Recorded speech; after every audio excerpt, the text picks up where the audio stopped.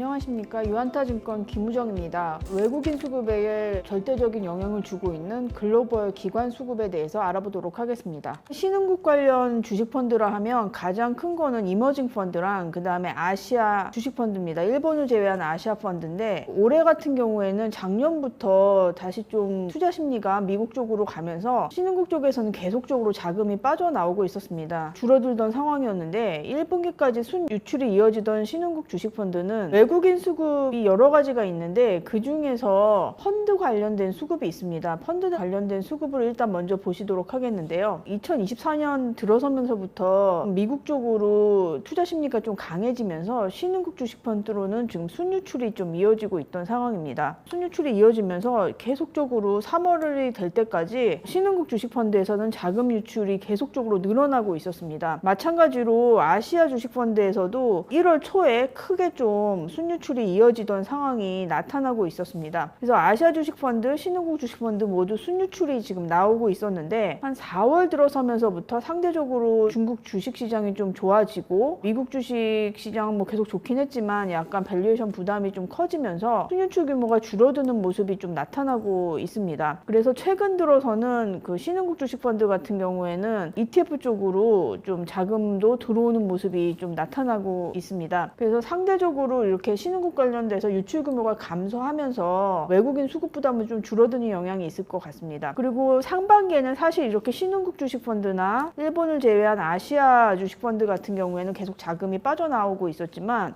우리나라 같은 경우 비중이 좀 늘어나면서 상대적으로 외국인 수급이 계속 유입이 되었던 상황입니다. 순유출이 되던 상황에서도 우리나라로 지금 외국인 자금이 유입이 되고 있었기 때문에 만약에 신흥국 관련 주식펀드에서 순유입으로 좀 돌아선다면 좀 더 긍정적으로 우리나라 외국인 수급에 영향을 줄 수 있을 것으로 기대가 됩니다. 다음으로는 미국 펀드 시장에 대해서 말씀드리도록 하겠습니다. 글로벌, 그러니까 전 세계 펀드 시장에서 미국 펀드 시장은 한 절반 정도 차지하고 있는데요. 특히 올해 들어서는 계속 미국 주식도 좀 좋아지고 뭐 이런 상황이기 때문에 미국 주식펀드의 투자 심리는 좀 좋아지는 모습이 나타나고 있습니다. 채권 펀드 같은 경우에는 지금 금리 인하가 거의 뭐 9월 달에 기정사실화가 되고 있고 계속 확률이 높아지면서 채권 ETF를 중심으로 자금 유입 규모가 크게 지금 늘어나는 모습이 나타나고 있습니다. 사실 한 4월, 5월 요 정도에는 순유출까지도 기록을 했다가 최근에는 채권 펀드로는 자금 유입이 들어가고 있고 미국 같은 경우에도 우리나라 투자자들도 그렇지만 해외에서 미국 주식펀드로 자금 유입이 좀 늘어나는 모습이 나타나고 있기 때문에 ETF를 중심으로 해서 미국 주식펀드로는 자금 유입이 좀 이어지는 분위기가 나타나고 있습니다. 기관 투자자들의 전략에 대해서 좀 말씀을 드리도록 하겠습니다. 미국 주식에 투자하는 투자자들, 특히 1억 달러 이상 투자하는 투자자들은 미국 SEC에 매 분기 말이 지나고 45일 안에 자기 보유 주식 내역을 신고하도록 돼 있고 그게 공시가 되고 있습니다. 이런 13F를 바탕으로 해서 투자자들의 동향을 좀 보도록 하겠습니다. 헤지펀드, 글로벌 헤지펀드의 주요 업종 비중 변화인데요. 테크 비중 같은 경우에는 사실 작년 말까지 최고치를 좀 기록을 했다가 올해 1분기가 들어서면서 좀 테크 비중이 좀 줄어들고 있는 모습이 나타나고 있습니다. 반면에 경기 소비재, 헬스케어 같은 경우에는 비중이 좀 늘어났습니다. 이런 걸 보면 투자자들의 전반적인 분위기가 어느 쪽으로 갔었는지 1분기에 좀 이런 식으로 들어왔고 2분기에도 테크 비중을 좀 줄인 것으로 나오고 있거든요. 그래서 약간 상승폭이 컸던 업종, 테크를 중심으로 해서는 이익 실현을 좀 하는 모습이 좀 나타나는 것으로 보입니다. 그리고 종목 단으로 보면 사실 AI에 대한 기대가 커지면서 엔비디아가 계속 주목을 받았는데 연초 이후 미국 주식의 기관 투자자들 비중을 보면 기관 투자자들은 운용사, 헤지펀드, 연기금, 은행, 보험 뭐 이런 주체들을 말하는 건데 그런 비중 변화를 보면 엔비디아 같은 경우에는 작년 말보다 비교를 해보면 지금 뭐 공시 나오고 이런 것들까지 다 이렇게 반영을 한 결과를 보면 한 6% 정도 줄은 것으로 나왔습니다. 그리고 엑손모바일이나 일라일리 같은 경우에도